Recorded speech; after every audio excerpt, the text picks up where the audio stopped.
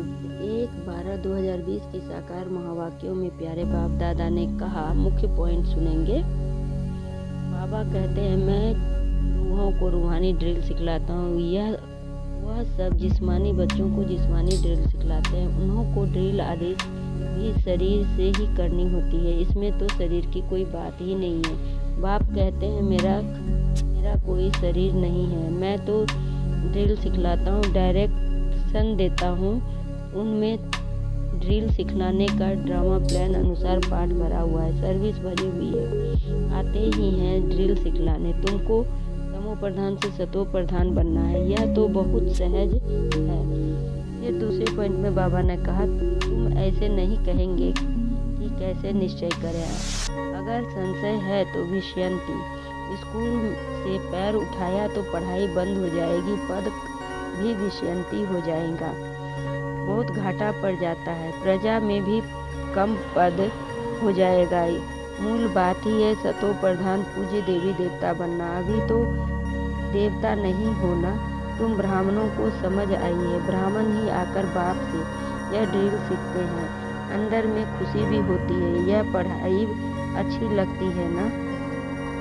फिर बाबा ने तीसरे पॉइंट में कहा, बेहद का बाप सर्विस में आए हैं।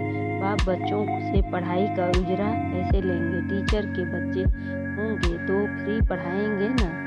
यह भी फ्री पढ़ाते हैं। ऐसे मत समझो कि हम कुछ देते हैं। यह फीस नहीं है। तुम देते कुछ नहीं हो, यह तो रिटर्न में बहुत लेते हो। मनुष्य दान पुण्य करते हैं, समझते हैं रिटर्न में हमको मिलेगा दूसरे जन्म में। वह अल्पकाल क्षणभंगुर का मिलता है, फल मिलता है दूसरे जन्म में, परंतु वह नीचे उतरने वाले जन्म में मिलता है। सीढ़ी उतरते ही आते हो ना। अभी तुम करते हो कला में जाने के लिए। कर्म का फल कहते हैं ना। आत्मा को कर्म का फल मिलता है। इन लक्ष्मी नारायण को भी कर्मों का फल ही मिला है ना। बेहद के बाप से बेहद का फल मिलता है। बाबा ने कहा, कोई से भी पूछो, रचता और रचना के आदि मध्य अंत को जानते हो तो नहीं कह देंगे। पूछेंगे वह जो जानते होंगे, खुद ही नहीं जानते हो तो पूछ कैसे सकते। तुम जानते हो ऋषि मुनि आदि कोई त्रिकालदर्शी नहीं थे। बाप हमको त्रिकालदर्शी बना रहे हैं। यह बाबा जो विश्व का मालिक था, इनको ज्ञान नहीं था। इस जन्म में भी 60 वर्ष तक ज्ञान नहीं था। जब बाप आए तो भी ऐसे यह सब सुनाते जाते हैं।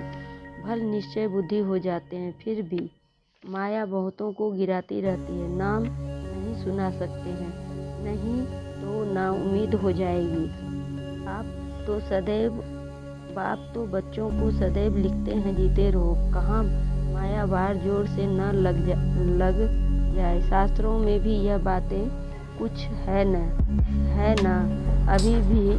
अभी की भी यह बातें बाद में गाई जाएगी। तो पुरुषार्थ कराते रहो। ऐसा न हो कहाँ माया रूपी ग्राह हप कर ले। किस्म से माया पकड़ती है। मूल है ही काम महाशत्रु है। इसमें बड़ी संभाल करनी है। पतित दुनिया को सुपावन दुनिया कैसे बन रही है तुम देख रहे हो। मूझने की बात ही नहीं है। सिर्फ अपने को आत्मा समझ बाप को याद करने से सब दुख दूर हो जाते हैं। बाप ही पतित पावन है। यह है योग बल। फिर बाबा ने कहा, यह भी ड्रामा में नूंद है। जब आग लग जाएंगे तो टू लेट हो जाते हैं।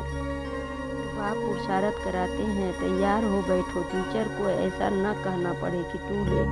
ना पास होने वाले बहुत पछताते हैं, समझते हैं हमारा वर्ष मुफ्त में चला जाएगा।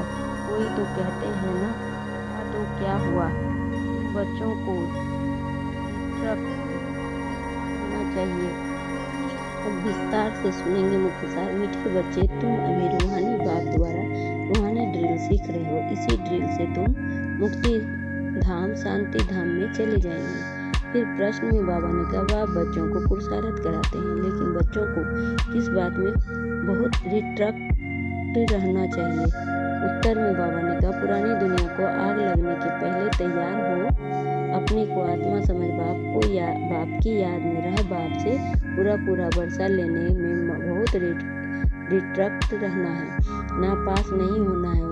जैसे वह स्टूडेंट नापास होते हैं तो पछताते हैं, समझते हैं हमारा वर्ष मुफ्त में चला गया। कोई तो कहते हैं नहीं पढ़ा तो क्या हुआ, लेकिन तुम्हें बहुत रिस्ट्रिक्ट रहना है।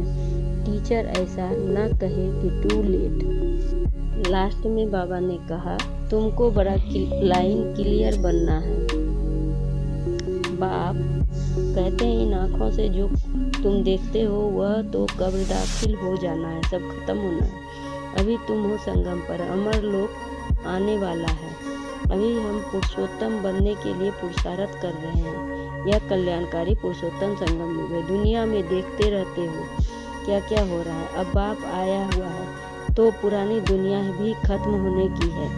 आगे चल बहुतों को ख्याल में आएगा, जरूर कोई आया हुआ है जो दुनिया को चेंज कर रहे हैं। यह वही महाभारत लड़ाई है। तुम भी कितने समझदार बने हो। यह बड़ी मंथन करने की बातें हैं।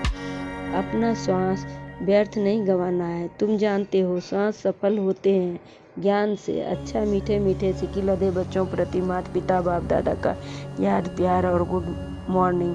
रूहानी बाप की रूहानी बच्चों को नमस्ते। हम रूहानी बच्चों के रूहानी बाप दादा को याद प्यार और गुड मॉर्निंग और नमस्ते। नमस्ते सदा रहो हंसते, बन जाओ फरिश्ते, चलते रहो परमधाम के रास्ते। शुक्रिया बाबा, शुक्रिया बाबा, पद्मा पदम शुक्रिया बाबा। धारणा के लिए मुख्य सार, पहला पॉइंट, माया से बचने के लिए संग दोष से अपनी बहुत संभाल करनी है। अपनी लाइन क्लियर रखनी है। श्वास व्यर्थ नहीं गंवाने हैं। ज्ञान से सफल करने हैं। दूसरी पॉइंट, जितना समय मिले योग बल जमा करने के लिए रूहानी ड्रिल का अभ्यास करना है। अभी कोई नए बंधन नहीं बनाने हैं। वरदान में बाबा ने कहा, बाप की छत्र छाया के नीचे नाजुक परिस्थिति में भी कमल पुष्प समान न्यारे और प्यारे भवा। बाप की छत्र छाया के नीचे नाजुक परिस्थिति में भी कमल पुष्प समान न्यारे और प्यारे भवा। स्पष्टीकरण, संगम युग पर जब बाप सेवाधारी बनकर आते हैं तो छत्र छाया के रूप में बच्चों की सदा सेवा करते हैं। याद करते ही सेकंड के में साथ का अनुभव होता है। यह याद की छत्र छाया कैसी भी नाजुक परिस्थितियों में कमल पुष्प समान न्यारा और प्यारा बना देती है। मेहनत नहीं लगती है। बाप को सामने लाने से, स्व स्थिति में स्थित होने से कैसी भी परिस्थिति परिवर्तन हो जाती है। स्लोगन में बाबा ने कहा, बातों का पर्दा बीच में आने न दो तो बाप के साथ का अनुभव होता रहेगा। बातों का पर्दा बीच में आने न दो तो बाप के साथ का अनुभव होता रहेगा। ओम